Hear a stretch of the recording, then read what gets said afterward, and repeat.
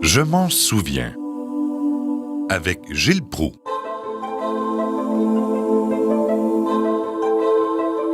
Aujourd'hui, chers auditeurs, j'aimerais vous faire connaître l'apport de la femme dans le développement notamment de la colonie de la Nouvelle-France, mais surtout de Ville-Marie, donc Montréal.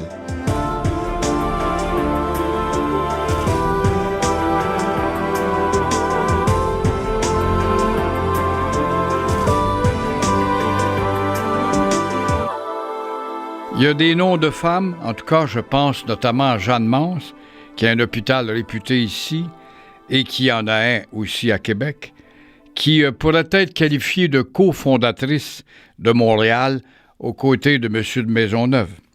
Mais des noms de femmes, il y en a plusieurs.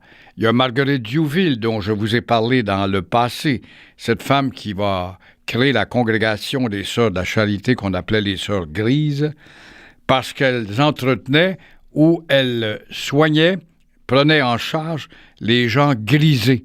Alors là, on l'a mal vu, cette femme-là, cette pauvre Marguerite Diouville. L'élite locale, la bourgeoisie, la méprisait.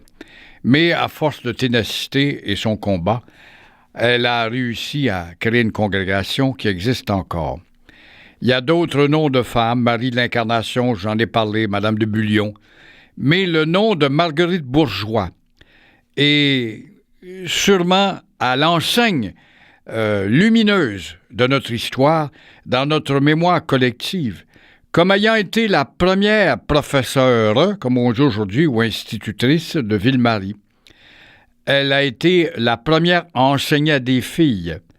Et puis, à l'époque, le curé Souard, qui a été le premier à ouvrir une classe pour les garçons, bon, lui a été reconnu, aujourd'hui en tout cas, comme le premier instituteur de la colonie naissante, mais chez les filles et les garçons plus tard, eh bien, ce titre revient à Marguerite Bourgeois.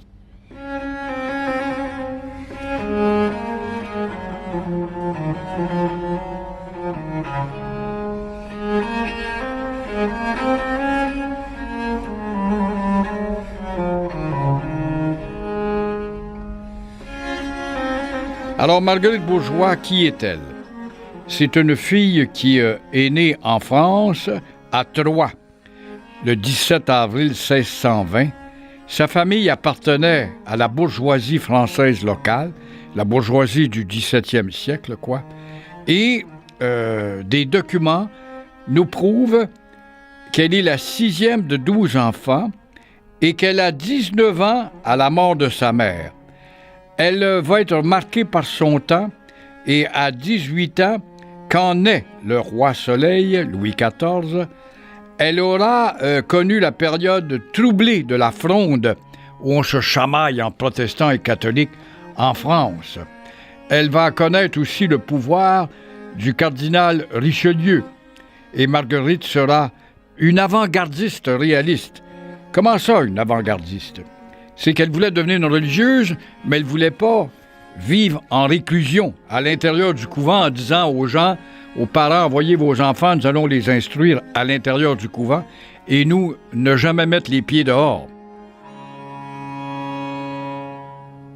On remonte justement dans le temps pour connaître cette première institutrice de Montréal et Marguerite Bourgeois, c'est une femme à connaître, c'est la fondatrice d'une congrégation qui existe encore aujourd'hui, qui s'appelle la congrégation Notre-Dame. Il y a encore des bâtisses témoins à Montréal et dans le Vieux-Montréal qui rappellent sa présence. Je pense à la Pointe-Saint-Charles, à la ferme Saint-Gabriel, 1688, qui est encore là debout, où elle a accueilli, cette belle Marguerite Bourgeois, les filles du roi, pour les présenter aux habitants qui avaient besoin de femmes fonder des familles à l'époque. Et c'est tout à fait à son honneur de reconnaître que c'est pas pour rien que le Vatican l'a, en tout cas, fait élever au rang de sainte, comme vous le savez. Alors, d'où vient-elle? Quelles traces a-t-elle laissées? Quels ont été ses combats? Sa communauté a-t-elle été reconnue de son vivant? Est-ce qu'on sait beaucoup de choses sur elle? Je vous disais donc qu'elle voulait devenir religieuse. Elle a eu un éclair de génie, je ne sais pas, il y a eu une procession de la Vierge Marie. Puis à un moment donné, ça l'a allumé pour dire « Enfin, je vais faire mon choix ». On appelle ça l'appel. C'est tout simplement une prise de conscience, peut-être que jeune, 18-19 ans, ne savait pas encore ce qu'elle devait faire dans la vie. Et quand est arrivé cet événement religieux dans les rues de sa ville de Troyes, eh bien là, elle a comme enclenché pour dire « Voilà, je veux devenir une femme qui va s'adonner au missionnat. Je veux devenir une religieuse s'il le faut. »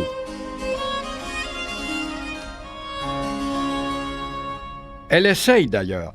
Elle voudrait être une cloîtrée au début, mais quant à elle, elle était plutôt réticente face aux cloîtrées. Pourquoi? Parce que ces gens-là agissaient à l'intérieur de leur couvent, alors qu'elle, elle voyait sa mission à l'extérieur du couvent. Alors, elle pouvait instruire les jeunes filles, mais réunies en congrégation à l'intérieur, donner des leçons de pédagogie, de civisme, de français ou de calcul aux petites filles ou aux petits garçons des parents dans sa ville de Troyes. Mais elle, non, elle ne veut pas, elle refuse d'entrer dans une congrégation car elle voulait, en tout cas, passer son temps dehors. Alors, toujours est-il qu'un jour, elle participe à une procession du rosaire. Et là, elle va avoir comme une espèce d'éclair, d'illumination. Sa vie est dès lors complètement transformée. En réalité, il faut être plus pratique que ça. C'est y voir tout simplement un moment où elle réfléchit durant cette procession. A-t-elle eu un appel du ciel, une voix qui lui a parlé? C'est facile. Ça peut faire partie des chimères ou encore des légendes. Au contraire, au cours de cette procession du rosaire, elle a comme une prise de conscience. Elle se dit « Où est-ce que je m'en vais? Je m'en vais sur 19 ans, je ne sais pas où je vais encore. » Alors, sa vie dès lors va être donc transformée. Et rapidement, elle va solliciter son entrée dans la Société des enfants de Marie, une congrégation. Et sur le conseil de son confesseur, elle tente ensuite d'être acceptée chez les Carmélites. Puis, comme vous voyez, c'est pas facile. Ça a beau dire, j'ai eu un éclair de génie, puis je veux devenir une religieuse, faire du missionnat. Vous cognez à la porte des congrégations et vous passez pas le test. Elle va aller chez les Clarisses, on la refuse. Alors la pauvre fille en ressent un immense chagrin, voire une espèce de complexe. Voilà que le hasard fait bien les choses. La sœur de Paul Chomédé de Maisonneuve, qui a entendu parler justement d'une mission d'un groupe qu'on appelait les Fous et les Folles de Dieu, voulait aller fonder une ville qui s'appellerait Ville-Marie, qui serait vouée. En fait, Montréal ou Ville-Marie, ça aurait pu devenir une espèce de Jérusalem de l'Amérique du Nord. Alors, la sœur de Paul Chomédé de Maisonneuve, qui s'appelle Louise, va donc convaincre Paul Chomédé, ou Maisonneuve, d'amener avec lui et son groupe cette femme pour qu'elle puisse peut-être ouvrir un couvent en Canada.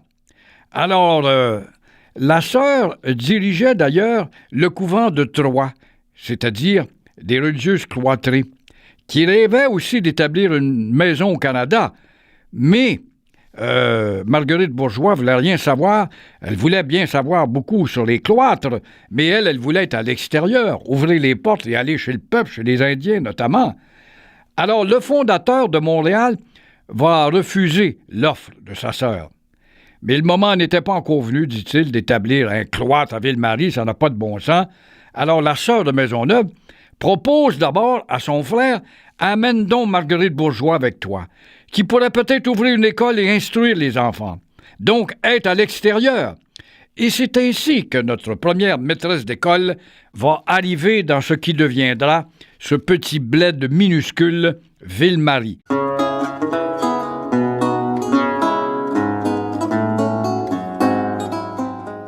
Elle n'arrive pas en 1642 avec les premiers habitants. Elle va arriver le 16 novembre 1653.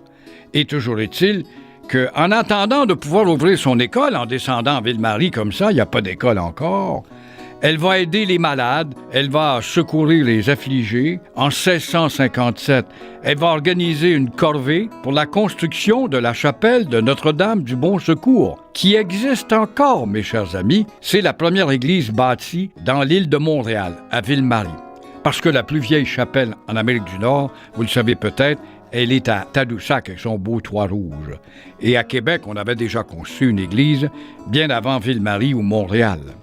Mais toujours est-il que le 30 avril 1658, elle va donc enfin accueillir ses premiers élèves.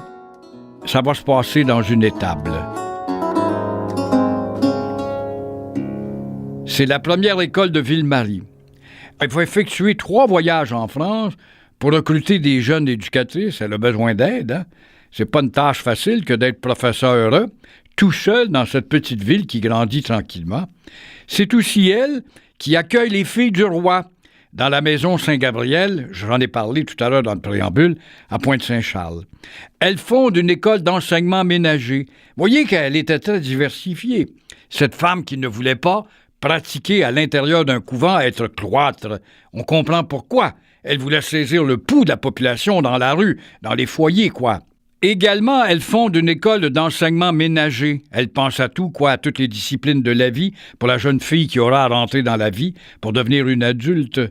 Elle va fonder donc cette école d'enseignement ménager. Elle va aussi mettre sur pied l'ouvroir de la Providence à la Pointe-Saint-Charles. Elle ouvre à la mission de la Montagne, rue du Fort. Vous savez pourquoi est-ce qu'elle s'appelle, cette rue du Fort, près du Forum?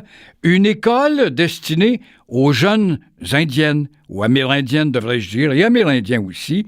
Ça se passe sur le terrain de l'ancien grand séminaire de Montréal, et on voit encore les 2 tours qui sont debout. Il y avait là un petit fort sur la rue Sherbrooke, tout près de la rue du Fort, et on a gardé les 2 tours, et au pied d'une de ces tours, Marguerite Bourgeois, la courageuse, va initier les petites indiennes, notamment, à la connaissance, non seulement du catéchisme, mais de la langue française, des rudiments de la vie. Une femme fort utile qui n'est pas devenue sainte pour rien, comme vous voyez.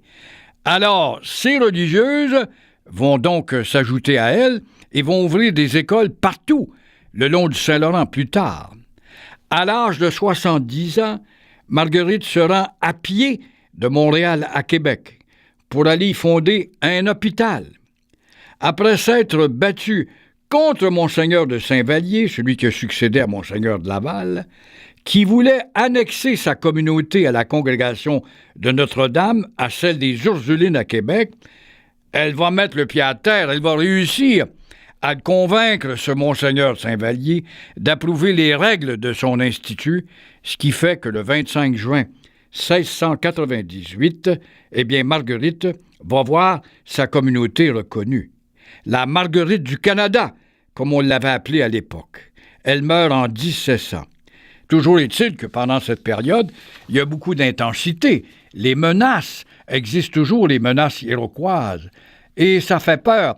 Ce qui fait qu'on va faire des appels en France et un qui va venir pour un peu renforcer la sécurité de Ville-Marie, c'est Louis d'Ailleboust.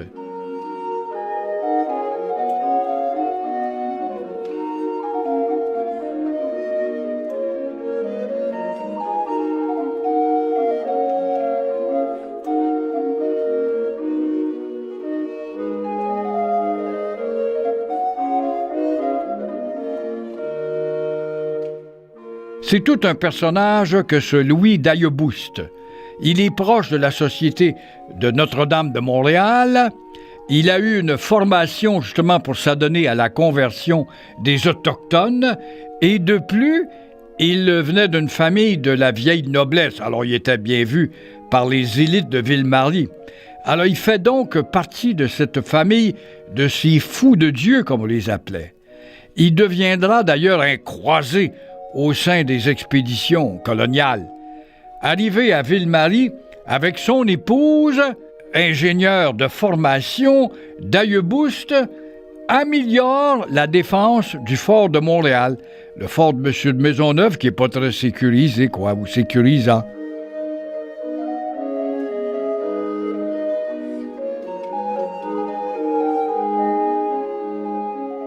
Lorsque Maisonneuve quitte pour son premier voyage en 1645, fait à peine 3 ans qu'il est à Ville-Marie, il recommande Louis d'Ailleboust pour qu'il devienne le 3e gouverneur de la Nouvelle-France. Comme vous voyez, Maisonneuve avait de l'influence auprès de la cour. Alors il va pistonner d'Ailleboust pour qu'il devienne ce troisième gouverneur après le départ de M. Huneau de Montmagny et aussi de Champlain qui est mort, comme vous le savez, un 25 décembre 1635. Alors il est le seul gouverneur qui soit resté chez nous une fois son mandat terminé. Faut croire qu'il aimait la colonie, il aimait les gens, il aimait la rudesse du climat et sans doute les mouches-noires et les maringouins.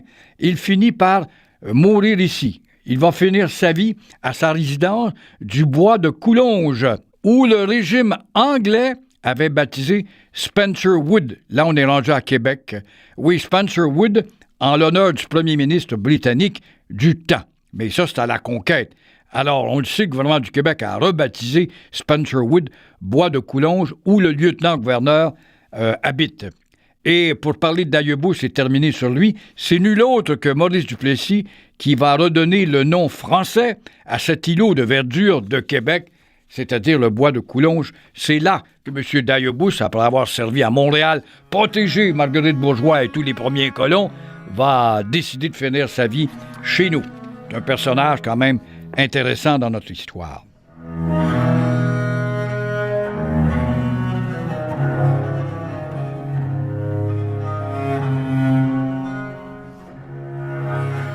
Par la fondation de sa communauté, Marguerite Bourgeois a innové pour la première fois une communauté de femmes et non cloîtrée encore une fois. Ces filles prononcent des vœux, mais elles sont séculières, vont dans la rue, se promènent dans les hôpitaux, se promènent dans les écoles, se promènent dans les foyers pour justement aider les âmes perdues, quoi. Ce qui leur permet à ces religieuses de partir même à cheval, aussi bien qu'en canot, ils sont très habiles, ou à pied s'il le faut. Pourquoi? Pour aller enseigner le long des côtes du Saint-Laurent et de travailler pour survivre. Alors, comme vous le constaterez, je vous apprends rien finalement. L'Église va jouer un rôle primordial, l'Église qu'on a tellement, en tout cas, culbuté depuis les années du dit régime des Lumières, c'est-à-dire depuis 1960. Alors l'Église joue un rôle absolument fondamental dans la vie de la Nouvelle-France, de notre petit peuple. Sans elle, l'Église, notre peuple n'aurait pas pu survivre et résister à toutes les tempêtes qui l'ont assiégé, c'est-à-dire les attaques, notamment les menaces. Grâce à l'Église, la langue française, la culture, l'éducation et l'âme même des habitants de ce pays rigoureux, bref, toutes les pièces maîtresses qui assurent la structure profonde d'une société sont restées bien vivantes. Et l'historien vulgarisateur, et l'un des meilleurs vulgarisateurs, Marcel Tessier en parle dans un ouvrage qui avait été publié aux éditions de l'Homme. Je n'ai jamais pu comprendre pourquoi on n'a pas réédité ce livre de la part de Marcel Tessier, l'historien vulgarisateur. Je parle de l'Église qui joue un rôle primordial. Par exemple, le nom de Monseigneur de Laval est peut-être familier à nous, les Québécois, mais peu de gens connaissent le géant qu'il était. Il s'agit pourtant du tout premier évêque de la Nouvelle-France. Imaginez-vous, il y avait un diocèse qui partait de l'Acadie, qui allait à Québec, qui allait à la hauteur des chutes du Niagara et plus loin descendre le Mississippi jusqu'en Nouvelle-Orléans, jusqu'en Louisiane, peut-on imaginer? C'était assez difficile de visiter les paroissiens une fois par année. Monseigneur de Laval descend d'une famille illustre et très ancienne de France. Les Laval et les Montmorency, son choix comme premier évêque de la Nouvelle-France, est dû aux Jésuites, des progressistes, qui l'avaient eu comme élève au Collège royal de la Flèche et vont donc pousser son nom. Il est ordonné en mai 1647, il arrive à Québec en juin 1659 avec le titre de vicaire apostolique de la Nouvelle-France et évêque de Pétry.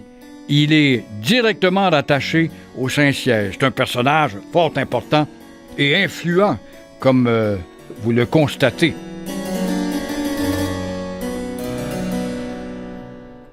Nul doute que le tableau des figures historiques est plutôt étincelant dans l'histoire du Canada et du Québec. Marguerite Bourgeois, Marie de l'Incarnation, Monseigneur de Laval. Je pense également à Jeanne Mance, qui était presque une sainte femme. Je ne comprends pas pourquoi est-ce qu'on n'étudie pas son dossier carrément pour la canoniser. Toutes des femmes, comme vous voyez, avec Monseigneur de Laval. Alors, tous ces gens figurent, bien entendu, mais ces vénérables pionniers sont nés en sol français, alors qu'une autre qui va devenir une sainte aussi, Marguerite Diouville, elle est une enfant de la Nouvelle-France, j'en ai parlé dans un premier volet. Elle est la première Canadienne à recevoir le titre de vénérable et à devenir sainte.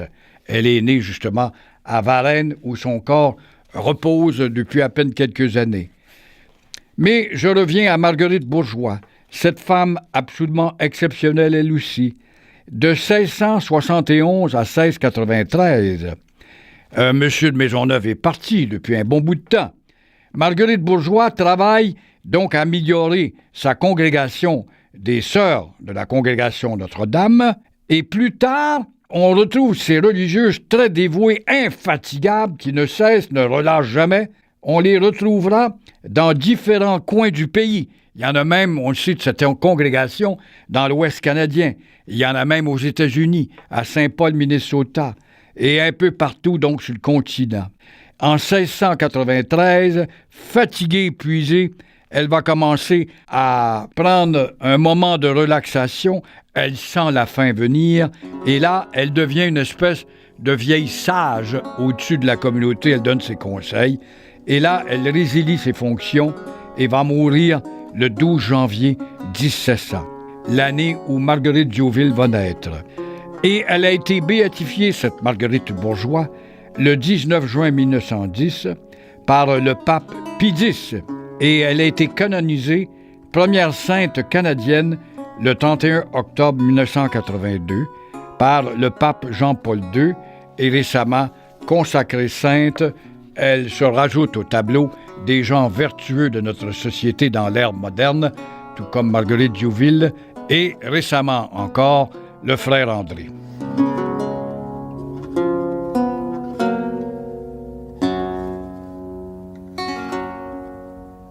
Ce bilan colossal, comme je l'énumérais, évidemment, est très remarquable pour cette chère Marguerite. Mais il ne faut pas s'imaginer que dans ce temps-là, la médisance n'existait pas, la jalousie. Toujours est-il que même si on vivait dans la colonie où on aurait dû se serrer les coudes, vu la menace qui pesait sur nous, notre petite nation, eh bien, les méchancetés existaient pareilles. Descendue à Québec, elle arrive le 20 juin 1653, avec 116 passagers. Elle accompagne M. de Maisonneuve. Elle s'était embarquée à Saint-Nazaire, en France, sur un bateau qui s'appelait le Saint-Nicolas, de Nantes. Et parmi eux, sur ces 116 passagers, il y avait 102 engagés envers la Société de Montréal. À ce nombre, il y avait des colons soldats. Il faut ajouter 14 femmes, dont Marguerite Bourgeois, et ces femmes qui sont très dévouées lorsqu'elles ont embarqué durant la traversée qui n'était pas facile. Le bateau Bourassa était malade, on avait le mal de mer. Elles trouvaient le temps, malgré cette longue période en haute mer, d'enseigner. Mais il n'y avait pas d'enfants en âge de recevoir une éducation. C'était des hommes, les enfants. Même s'il y avait 16 ou 17 ans, c'était plus des enfants, quoi. Elle fera des travaux pour ne pas dépendre de la société et elle aide même Jeanne Mance qui, elle, a un rêve de venir mettre sur pied un hôpital. Alors, descendue à Québec, Marie de l'Incarnation, qui est une femme vertueuse quand même, a des commentaires négatifs. Également, le baron La Hontan, il n'aide pas Marguerite Bourgeois. Ils n'aiment pas ça que ces gens aillent s'établir à Ville-Marie pour fonder une autre ville. On voudrait grossir la ville de Québec, si on doit appeler ça une ville. Et puis après ça, le bateau arrête à Trois-Rivières. Même chose, l'accueil n'est pas plus chaleureux là. Et enfin, elle est accueillie à Montréal parce que là, on a besoin du monde et on n'est pas regardant, quoi. Et Marguerite Bourgeois aura sa ferme plus tard et puis là, elle va être accueillie à bras ouverts. On l'aime. En 1658, elle ouvre son école, la première, dans une étable, à l'angle de la rue Saint-Paul et Saint-Dizier. On peut voir la plaque commémorative, car ici, on démolit rapidement. Et on met une plaque pour nous rappeler qu'on ne lit pas ou qu'on vole pour vendre, pour peut-être échanger ça contre de la drogue. C'est la grosse mode ces temps qui courent. il ne faut pas oublier l'échelle le soir. Dans cette école, c'était bien beau, il y avait une échelle, et là, il fallait monter l'échelle et coucher là-haut au cas des attaques iroquoises. En 1657, elle offre à Ville-Marie sa première chapelle, qui existe encore. Ça, c'était un grand coup d'âge, de sueur, d'espoir, de prière, tout ça dédié à la Vierge Marie. C'est pas pour rien que ça s'appelait Ville-Marie. Notre-Dame de Bon-Secours, rue Saint-Paul, est encore debout de nos jours. Et à cette époque, cette chapelle était en banlieue, c'était audacieux. On sortait du fort pour aller construire cette chapelle à proximité de la rue de la Commune. Un peu plus tard, elle se risque en banlieue plus lointaine, dans l'ouest cette fois, pour aller bâtir une ferme, la ferme Saint-Gabriel, et qui... le but de cette ferme, dans le fond, auprès de ces femmes vertueuses, c'était de cultiver la terre, faire de l'élevage et ne pas trop dépendre de la société, des deniers publics. On ne voulait pas être des BS, quoi. Alors, toujours est-il qu'il y a eu des événements majeurs qui vont se dérouler à cette maison, la métairie de Saint-Gabriel, comme on l'appelle, la ferme. C'est là que va se dérouler l'arrivée des filles du roi, qui étaient des orphelines. C'était pas des filles de petite vertu comme des langues sales l'ont répandu et les adversaires de notre histoire. C'était des filles orphelines ou encore des filles dont le père avait été clopé sur un champ de bataille. Elles avaient servi en France, avaient déjà eu une bonne éducation et va venir compléter cette éducation avec l'encadrement de Marguerite Bourgeois pour marier des habitants ici, dont plusieurs soldats du régiment de Carignan.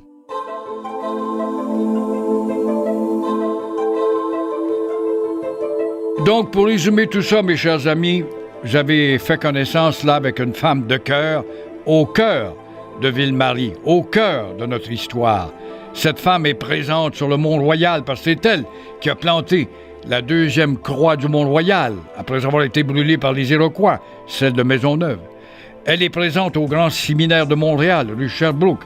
Elle est présente dans la Pointe-Saint-Charles, rue du Bon-Secours et sur la rue Saint-Paul.